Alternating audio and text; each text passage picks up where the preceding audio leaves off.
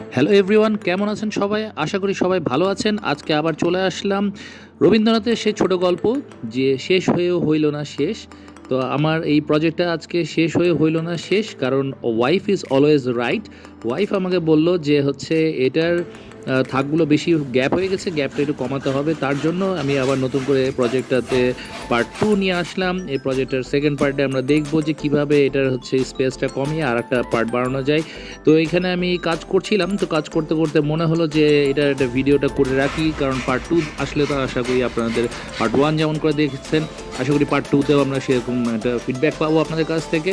তো যাই হোক, যে কোনো জিনিসই আসলে কখনোই শেষ করা যায় না, শেষ হয় না। প্রত্যেকটা জিনিসের একটা লেজুর থাকে বা শেষ হওয়ার আগেও কিছু থাকে। তো এই হচ্ছে বিষয়। এই আজকের এই ভিডিওটা খুবই শর্ট করে করেছি। ভিডিওটার এন্ডে দেখতে পাবেন যে এটার ফিনিশিংটা কেমন হবে, এবং সেই পার্টটুকুর পরের পার্টে দেখতে পাবেন, পার্ট 3তে দেখতে পাবেন যে ফিনিশিংটা আমি কিভাবে তৈরি করেছি। তো আজকের ভিডিওটা খুব বেশি বড় না, ছোট, এখানেই শেষ হয়ে যাবে। তো আপনাদের যদি এই ভিডিওতে কিছু ভালো লাগে অবশ্যই এটা লাইক দিয়ে দিবেন, চ্যানেল নতুন হলে সাবস্ক্রাইব করবেন। যদি মনে হয় যে 5 জন মেম্বার ইনক্রিজ করা দরকার, 5 জনের মধ্যে শেয়ার করবেন। চলুন দেখি ফাইনাল প্রোডাক্টটা কেমন হচ্ছে। এরকম। আল্লাহ হাফেজ।